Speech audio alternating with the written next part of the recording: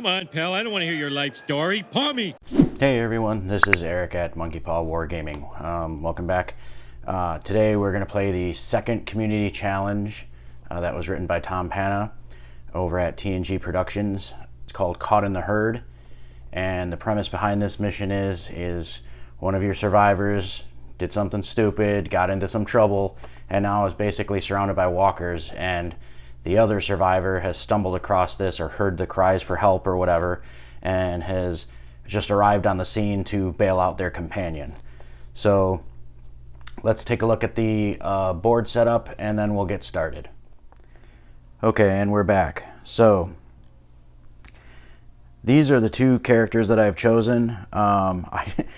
Based on posting on YouTube, I have taken the Pepsi challenge and I'm using Liam in this mission. Liam is one of the weaker characters out of all the choices that you can choose in this game. And I also chose Sandra, which I'll explain in a little bit here into detail. But what you need to know is that players, when you're playing this for this mission, you're going to have 100 points total to spend on your two survivors. So each survivor may be allowed to be equipped with one melee weapon and one ranged weapon, and you cannot take any other equipment as part of the mission special rules, so you sort of just get one type of weapon of each. So let's talk about why I made the choices, other than, obviously taking the Pepsi challenge with Liam here for the community. I don't remember who posted that on YouTube, but somebody made the challenge. They're like, hey, you should try one of these missions with Liam and see how far you get, kind of a thing. So challenge accepted. So I'll be taking Liam, and he'll be taking a 38 revolver, which will allow him to get a white attack die to his shoot ability, because if you notice on his card, he has 0 skills in the shooting category. So he's not going to be adding any bonus dice, but this adds a white die. Then I also gave him a hatchet, which will give him a little bit of a combat boost. Also thematically makes sense. I'll show you why in a second. That adds a white die to his combat ability, so he'll be tossing a red and a white.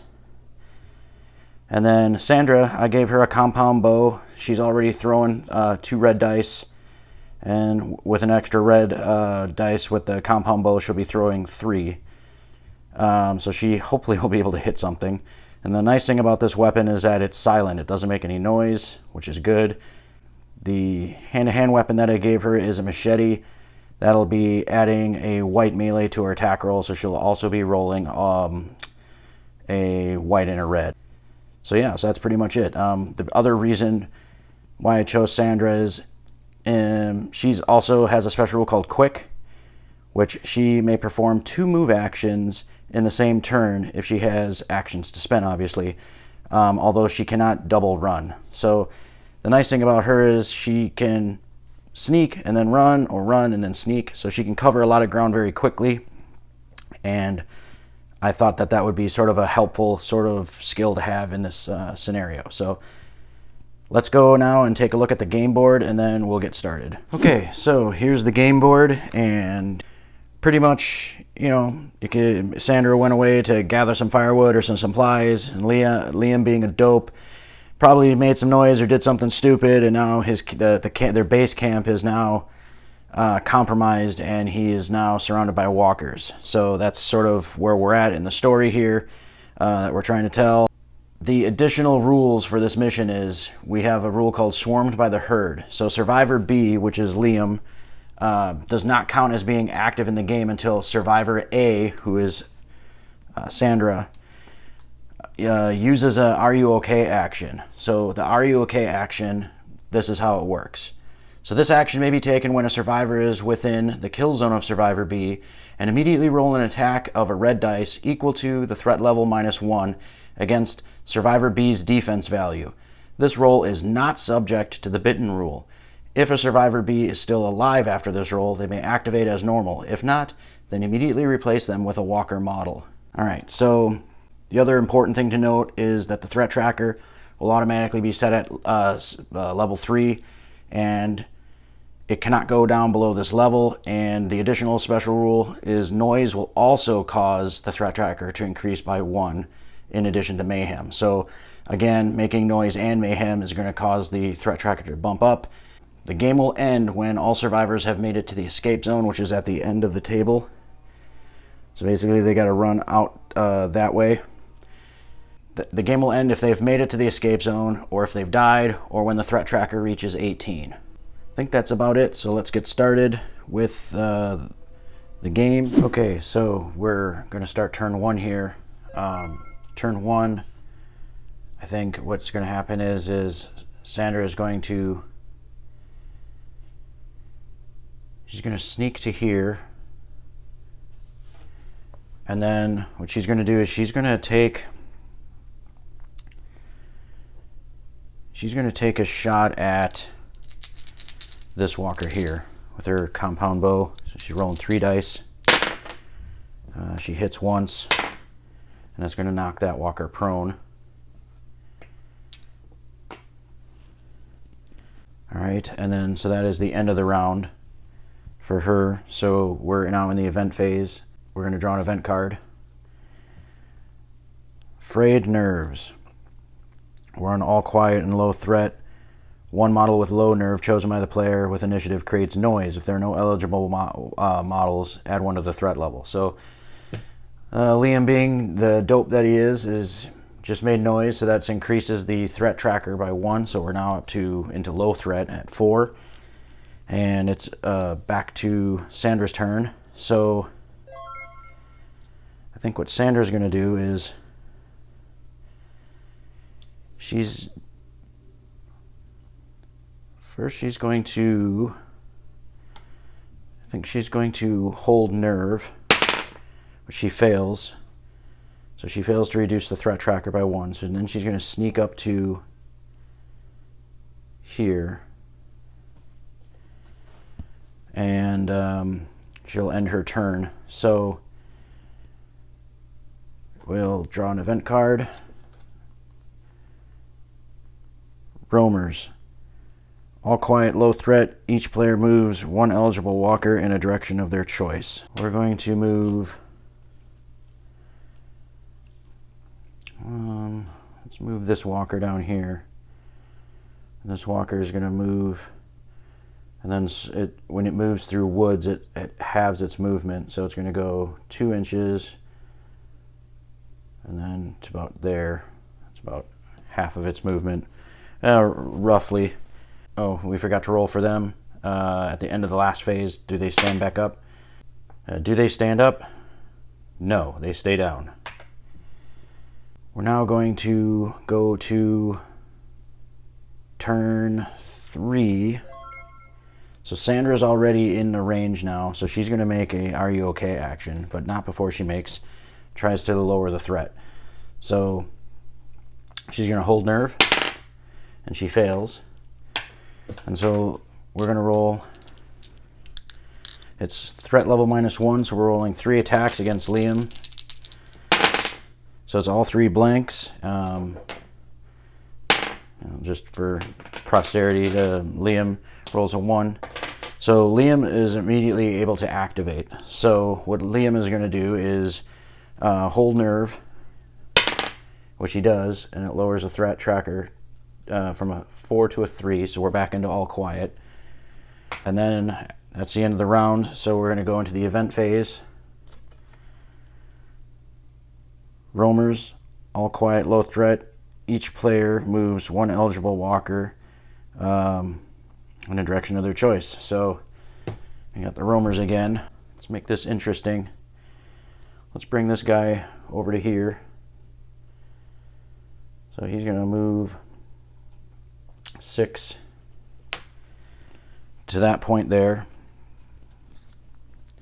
And then we're in the melee phase. So Liam is going to fight against the walkers that he's in contact with. So he's rolling with his hatchet a white and a red. So he's got a 3. Okay, so he's going to win that combat and kill one and knock the other one prone. I think at the end of that round, so that's the end of the round. So at the end phase, we're going to roll for prone walkers. So that walker stays down. This walker also stays down. And it's now over to our survivors. Okay, so this is turn 4. So now the survivors have to make their way off the table. So what Liam is going to do for his first action is he's going to sneak over to this point here and use the second action to step on the skull of this one and immediately lose that one. And then so he's done with actions. Sandra is going to move. So she's gonna sneak to here and basically run interference for Liam. So now we're in the event phase.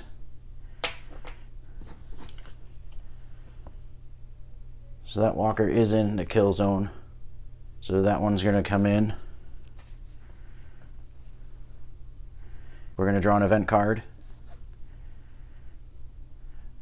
There's a storm coming. We're +1 threat, so we're in low threat. So the tension reaches a fever pitch, add 1 to the threat level, and immediately draw 2 more event cards, applying the results one at a time. Cool. All right, so things really are going to get heavy here. So the first card that I draw is Pandemonium. It's +1 threat. We're still in low threat. Each player rolls a blue die and moves that many eligible walkers in a direction of their choice. Then white dice worth of walkers enters play. So we'll do that one first. So we'll go from 4 to 5. And be able to move 2 walkers. So this walker here.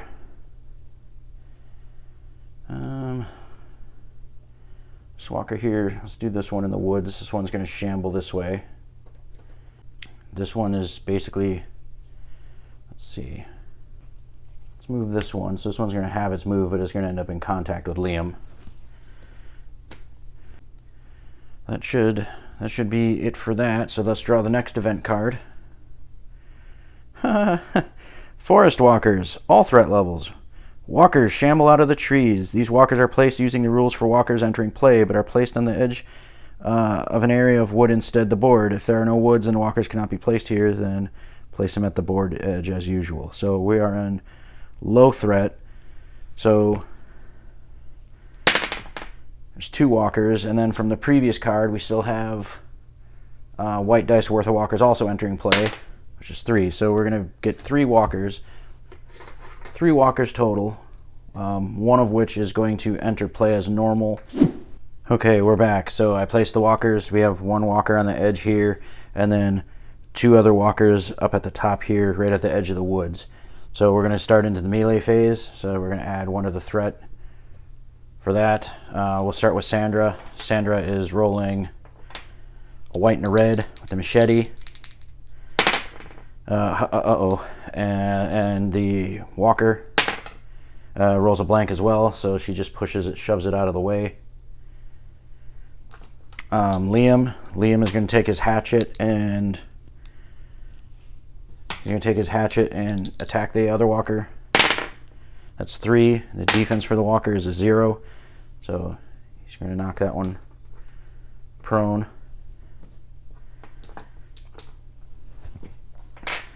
Alright, so end phase, we're going to roll for prone walkers.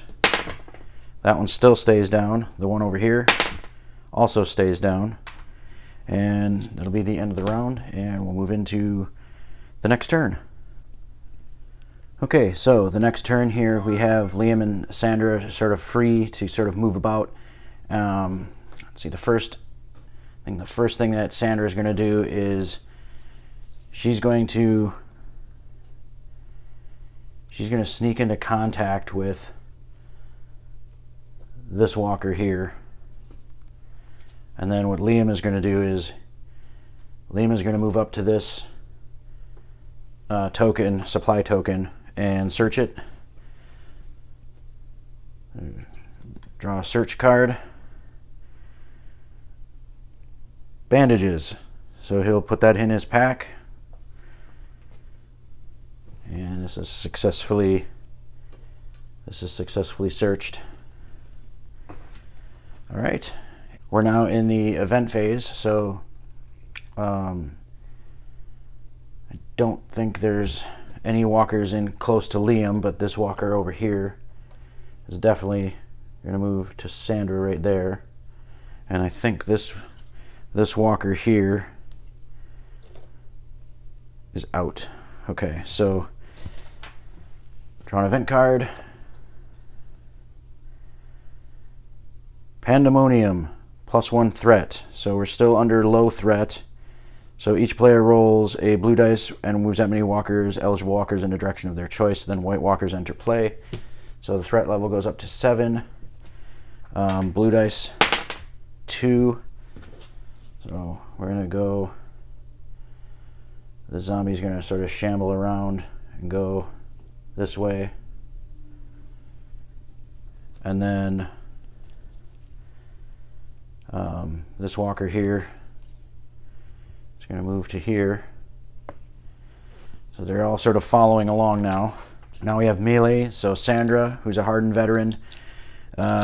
She's got the white and the red again for her machete. That is a 1. And then rolling for the walker.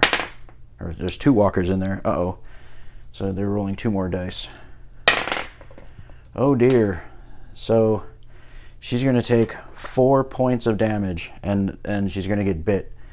So 1, 2, 3, 4. She's laid prone, and she just got taken out before she could exit the board. Wow, what a strange turn of events that was. All right, so Liam is on his own. So at the end of this phase here, let's see who stands up. We're under, their threat level is at to 8. This prone walker here, this one gets back up. And this walker here stays down. And Sandra's down. Okay. We're back at the next turn now, so Liam is basically just going to run off the board. Actually, he can sneak. I think he can, yep, he can sneak. He's just going to sneak away. He's going to sneak away. And then he'll hold nerve. Which he does not, after seeing his friend sort of protect him and sacrifice herself so he can get away. And that's the end of the game. So we'll tally up the points, and let's see what we score here. Okay, we're back for the scoring here. So we left off on threat level 8. So we're at 8, and it's +1 for each turn taken in the game. We took 5 turns, so that's to 13. 13 plus 1 because of each survivor bitten. Sandra was bitten. So we're at 13, and then so +1 for that is 14, and then +2 if either survivor became a walker, which she did, and that will make the score 16, and then -2 for each supply token collected, which will take us down to 14. So final score is 14, and let's head off to So let's head back to a post-game analysis. We'll be right back. Okay, we're back. That was an interesting ending. I thought that I ended up thinking that both characters would basically sneak away in the darkness, or maybe it was the daytime. Who knows? But sneak away in the forest one way or another. I was so close to the end there at the escape route that I thought Sandra had it in the bag. All she had to do is just sort of hold off those last 2 walkers and, you know, sort of push Sally forth. Well, she came up a little short and paid the price with her life. And Liam, the jerk that he is, ends up being the one, you know, that survives and sneaks away. So, very cool scenario, very quick. I like that one for its simplicity. I don't really have any other thoughts of like what I would have done different. I think, yeah, I mean, I thought I sort of played as best I could given the cards that were sort of dealt. You know, maybe not have been so hasty to engage that walker at the end with Sandra and just sort of hold back and sort of move maybe to the right where the car was, or the truck.